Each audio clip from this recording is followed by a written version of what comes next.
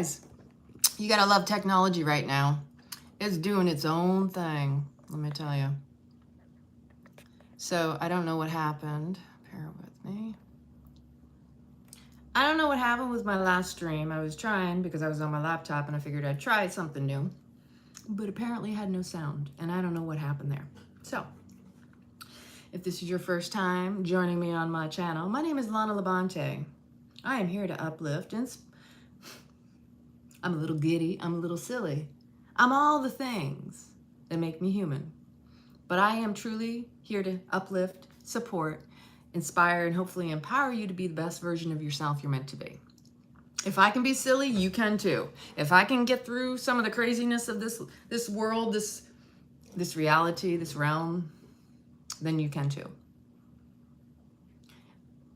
People can look at people. We can all have our assumptions, and you know what those are like. Makes an ass out of you and me because we all have assholes. We are all assholes too. I have a lot of humility. And so I know people sometimes will look at me and they have their biases, their filters, their belief systems, their experiences, their perceptions, their attachments to what they have labeled. But I also understand how labels are limitations. And I am just as guilty of doing it too. So when I see something in someone, I gotta acknowledge and realize that if I spot it, I got it. If it's in you, it's in me too. That we are not separate. That what we see playing out on the world stage is what is going on within each and every one of us, whether we want to own it or not. But unfortunately, because we don't own our shit, it typically tends to own us and play out in our lives to such the degree. I'm drinking my matcha tea.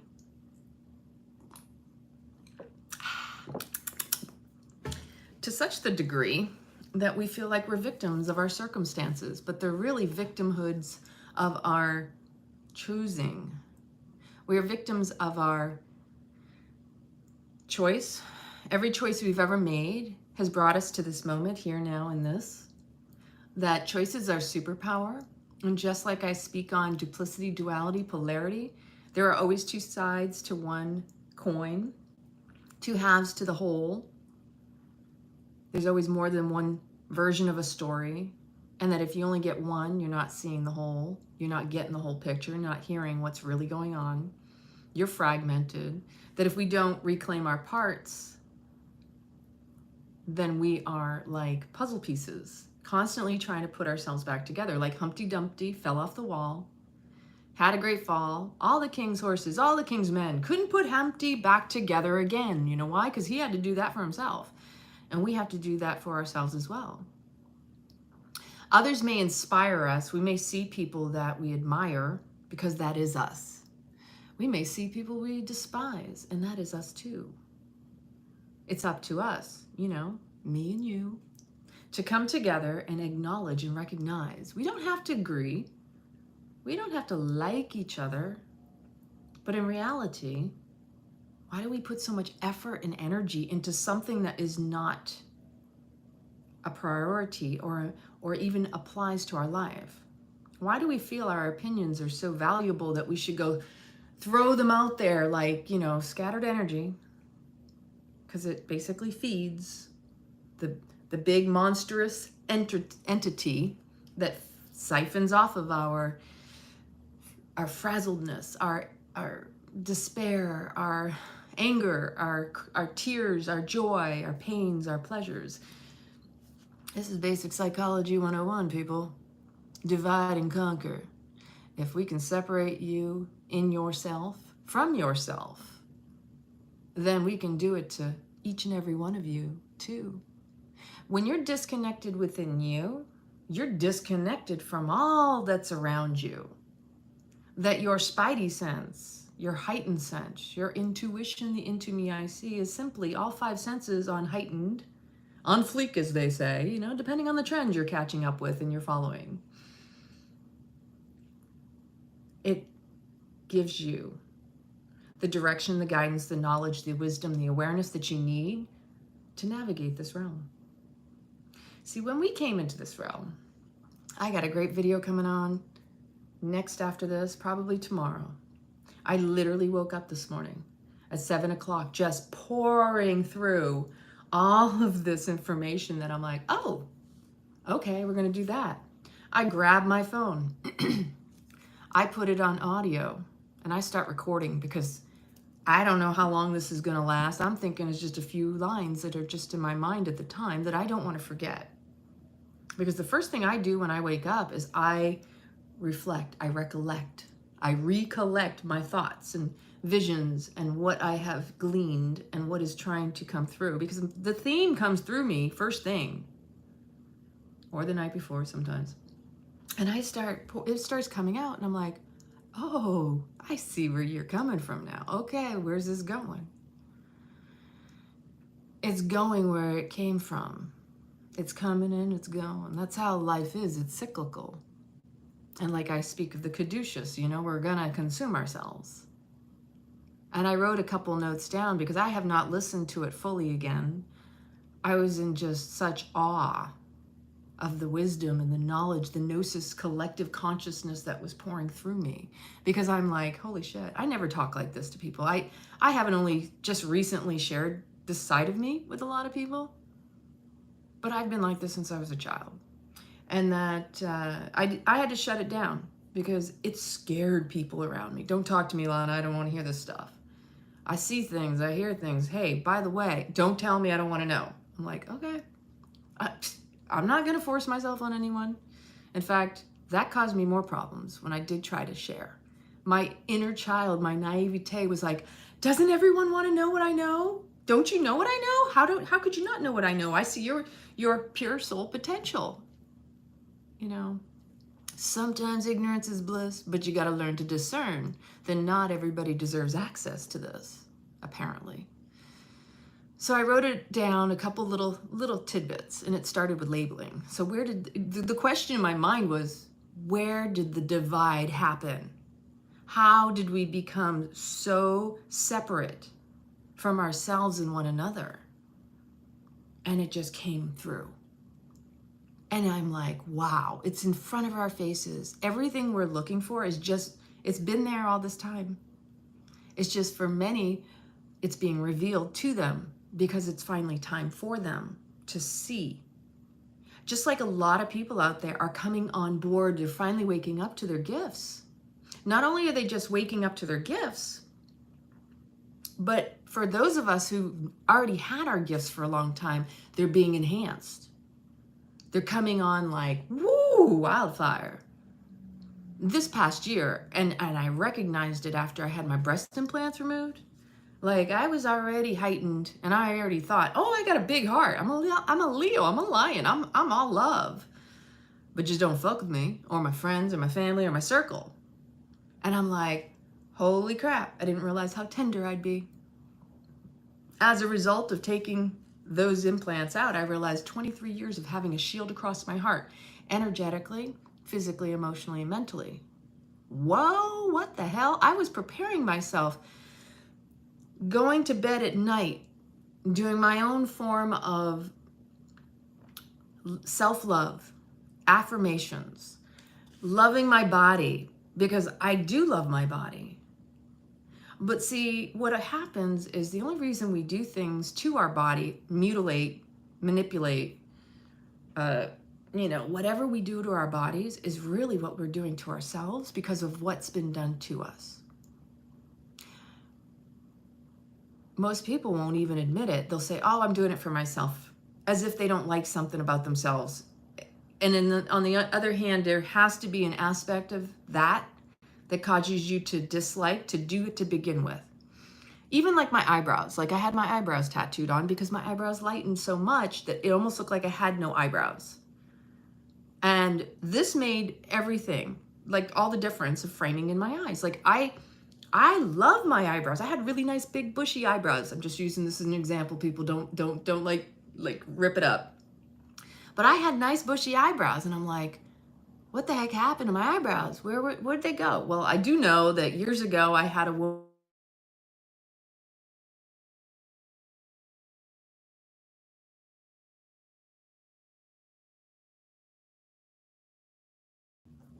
We're having technical difficulties today. Just bear with me. Sorry, Dad. Sorry, Dad. I'll call you back. This will only be a few more minutes anyway because I'm going to the gym. So I did my eyebrows because years ago I had a woman who went to trim them to tighten them up, or, you know, she's like, oh, you want me to take care of your eyebrows? And I didn't know what was coming. I just assumed she was just gonna, you know, clean up the hairs. She made them pencil thin.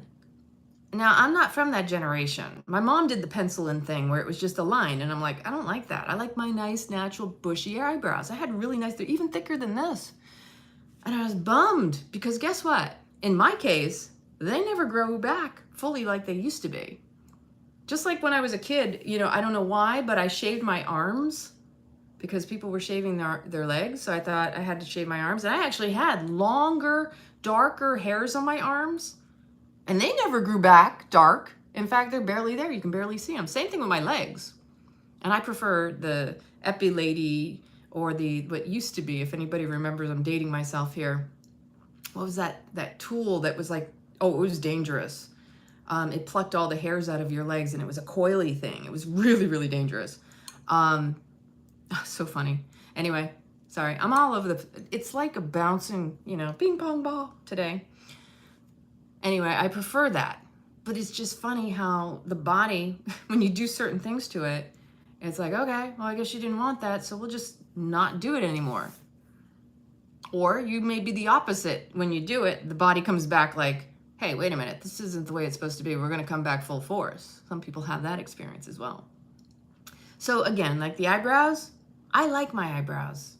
I wanted them to be maintained the way they used to be. Now going to my implants.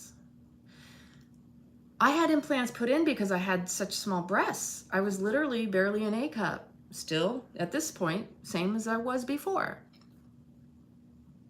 And I would tell you over the years that I did them for me so I could fit into my clothes, so that I would be symmetry, you know, top and bottom matching.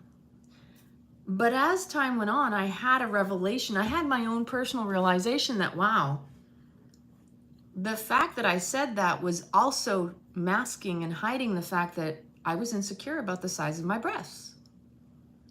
And I actually put the implants in, and it was a psychological shield too, because in the places and spaces of my life where I was rejected or I was abused or taken advantage of, the two extremes, the implants served as a shield, literally, from feeling too much. And it wasn't until taking them out after 23 years, it came at me like super tenderness. That, wow, I took those out and I was all prepared for everything that was going to change. I mean, I'm still going through this, readjusting my clothing, my designs, and the styling of who I am based on what I can fit into now versus what I did before. Like, clothes don't fit the same, so I have to readjust. I get to reinvent myself. I love that. On the other hand, it's like, oh man, there's not a damn bra that I like out there. Like, I'm gonna have to go and design my own at this point. But I became so much more tender. And Daniel Page had posted something in regards to a tenderness and a healing. And I went, wow, you know what? First thing that came to mind for me was my breasts, and how when I took them out, I realized how much I had suppressed. Didn't even realize it. That maybe one of the reasons that I put them in was because it kept a little bit of a distance from my heart. Not even knowing that was part of the psychological undertone of it. Most people are not going to always connect the dots of their lives, but usually what I have found in my life, what has been revealed to me, is anything and everything I've experienced has had a lesson, the silver lining, a blessing that has come from it. And so I can say I am grateful that I did remove them, because it brought me back to who I am and my true wisdom, my true knowing, my who I am, not who I wanted to be, versus whereas I was denying what I was. It's so easy for us to dismiss ourselves as we are in favor of what we want ourselves to be. And yes, you can fake it till you make it. You can create a scenario. You can become whoever you want. But you need to also be in that authenticity of that from your heart. So if you're going to create a character, you're going to become something you want to be, it still has to be in alignment with your heart and your soul. Otherwise, you may walk away empty-handed and feeling empty, not whole.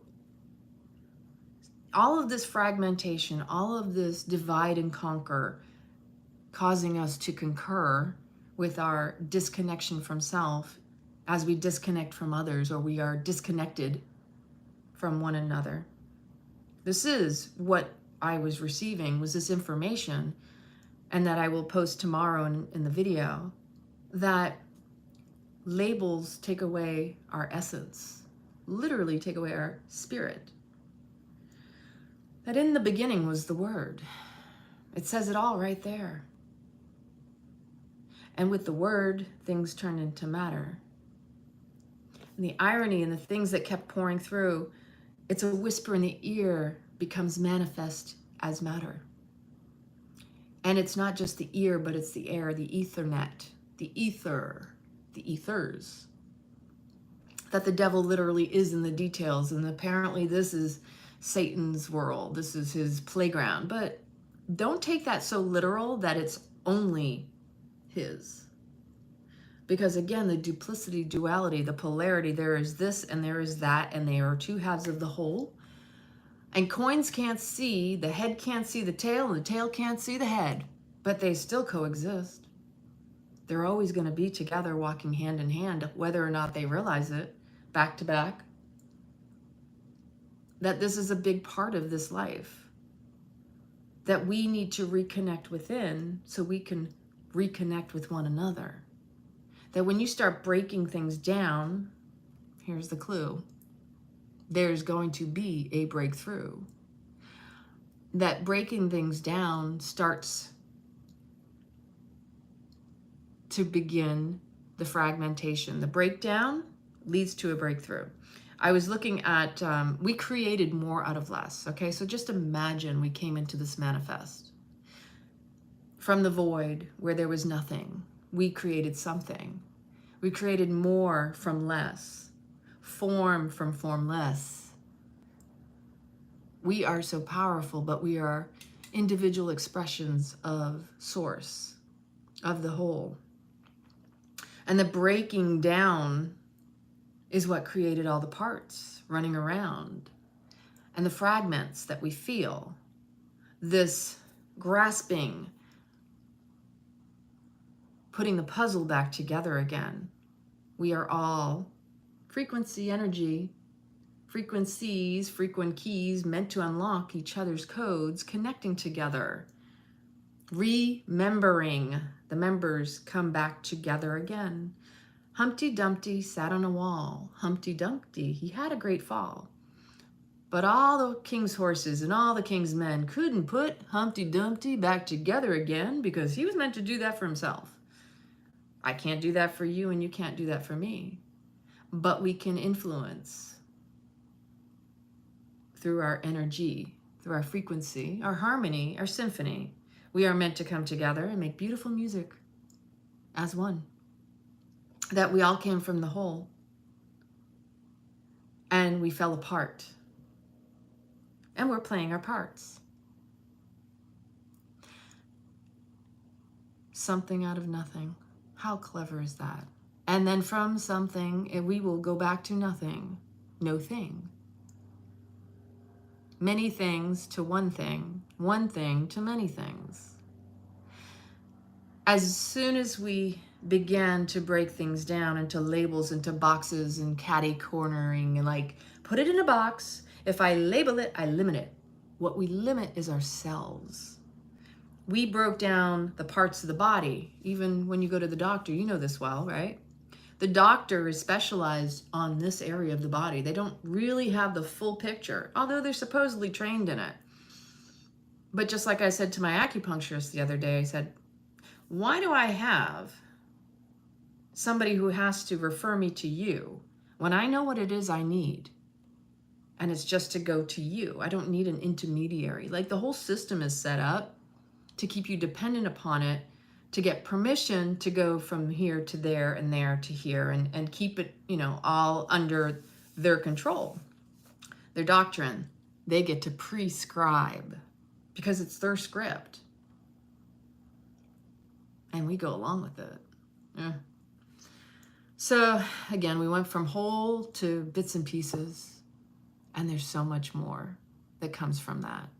Because when we realize that we are fragmented and we start recognizing the parts that make us whole, because we started with the visualization, like the manifestation was once our visualization. There was no word. But in this realm, in the beginning, it was the word that manifested us into matter, into form, brought us to this game that we are playing, this simulation, this experience. You call it whatever you want. Again, it's a word, it's a limitation. We're over here trying to describe things. Describe, scribble down, dictate, determine. The mind is what trips us up. And that's the real virus, is that the mind wants to put a label and a limit on everything. It wants to know that it's in the know and that it has control over the known. It has no control. But I basically rolled over and I just lay there in my bed going, wow, that was a lot. And so when I got up, I thought, okay, we got some listening to do, because there's so much being revealed in these times that I believe everybody's coming into their gifts of knowing their gnosis, not just intellectually, but feeling, demonstrating. It's being revealed to you for a reason. The true revelations is being revealed to you, through you, in this being. There's more to you than all that stuff out there. That's all just distraction. But it is a part of you too, because I do believe the dark crystal always comes back into play here. The Skeksis and the Uhurus, the crystal mystics. That really it is. There's some truth in that, in the respect of two halves of the whole. And that there's pain on both sides, missing the other half. The feeling of abandonment, the feeling of rejection, the feeling of denial of the wholeness of the two. I don't expect everybody's going to want to believe that the evil that they think they see is separate from them. But even in the denial of it, that's creating the pain and the rejection of it. Hello, beautiful Pamela. I am just about to finish up. I got like 15 minutes to get to the gym. But I wanted to share that this is a powerful message that was pouring through me, and I can't even reveal it all in this moment because it's still so raw and pure, that in the beginning was the Word, and the Word is what fucked us up. The Word is what really divided us. Words divide us because they have duplicity. There's dual meaning, there's polarity in the words. Like pretty much every single word you take, you can break it into its parts and their polarities, the duplicity in their meanings. The this and the right, the this and the that are halves of the whole, but everybody's fighting over it. And that's part of the separation, that's part of the game, that's part of the humiliation. Man means light, body. And we have lost our way in recognizing that we're the light and the dark, because you can't have one without the other. So what you see as dark, that you deny in yourself, will continue to play out in front of you until you say, I am that too. And until I own that, it will own me.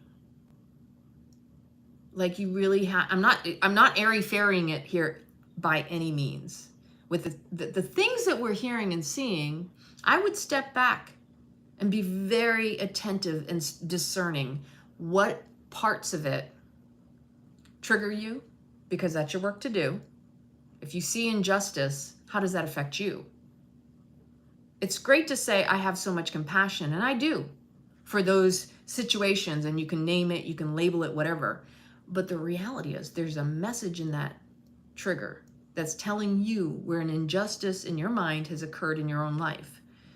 Until you heal that in yourself, that stuff is not going to go away.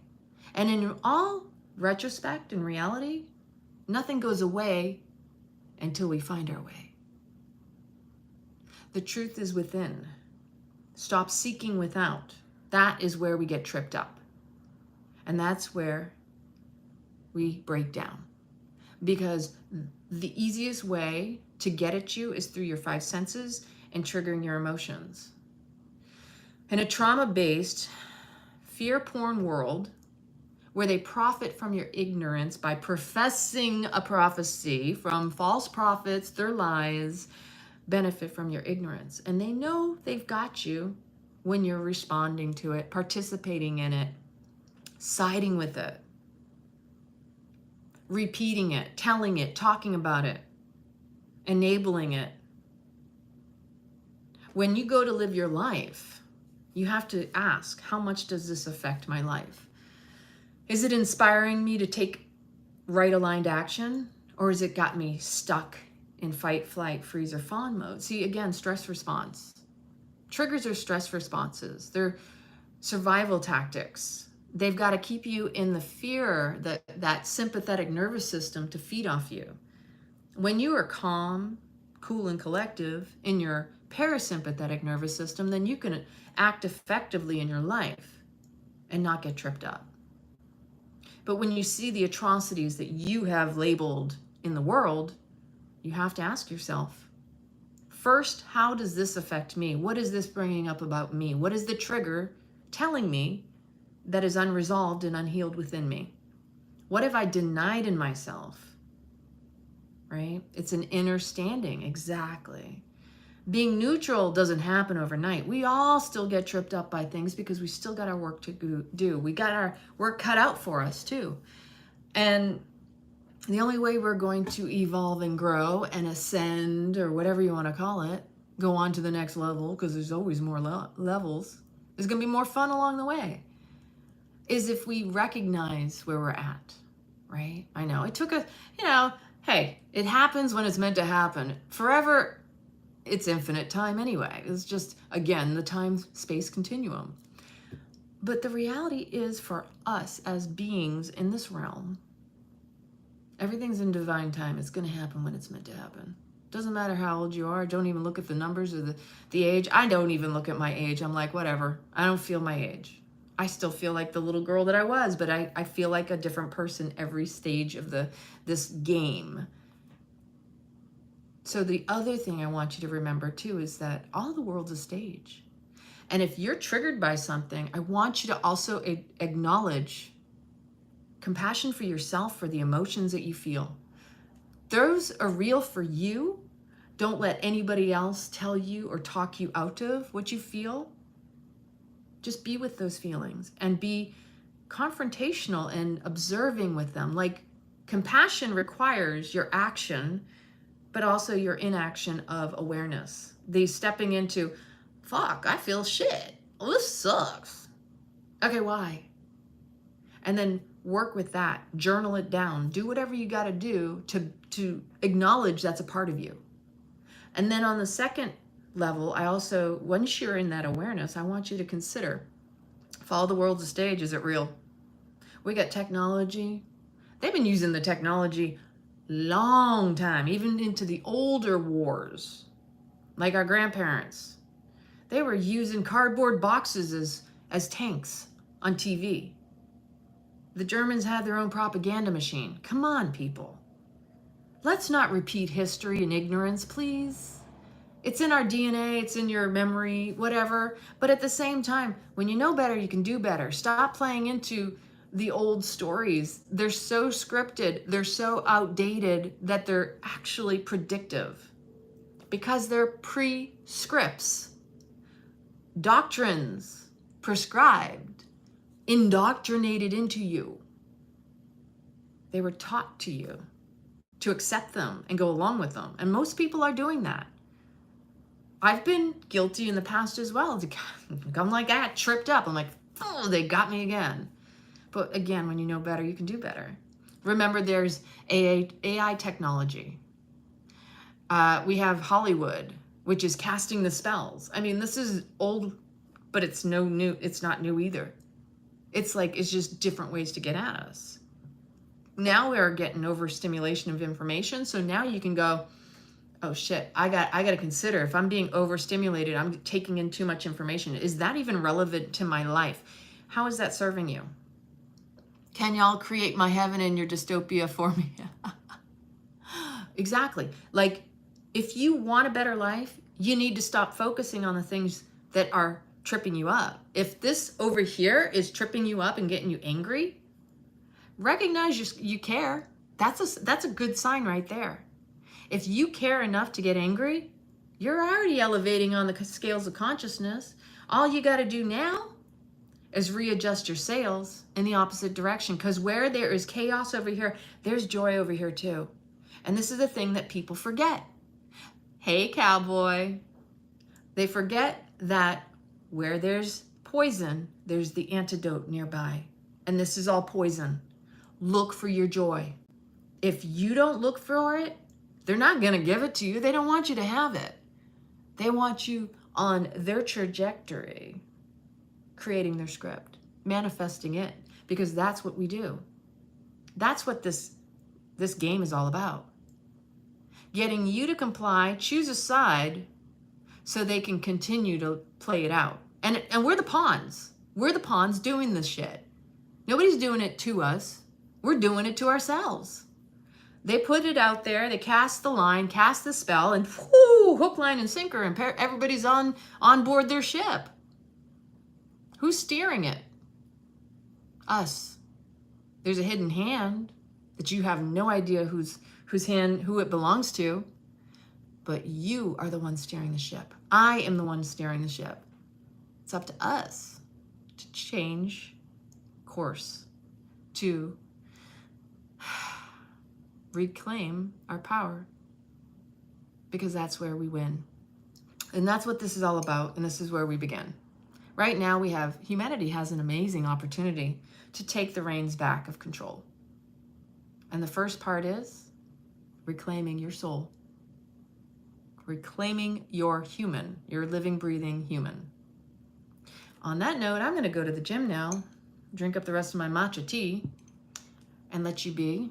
I love you very much, and I really, truly do show up here to remind you who you are, that you're more powerful than you've been made to think and believe, that within you exists everything you seek out there. Stop going out. I say go within so you don't go without. Because if you keep going without, you'll be grasping for seams and endlessly feeling alone. And we're all here in this together, you know? I'm just saying. So, have a great rest of your Friday evening. It's time for happy hour. I'm going to go to the gym now. I love you, I love you, I love you. Mwah.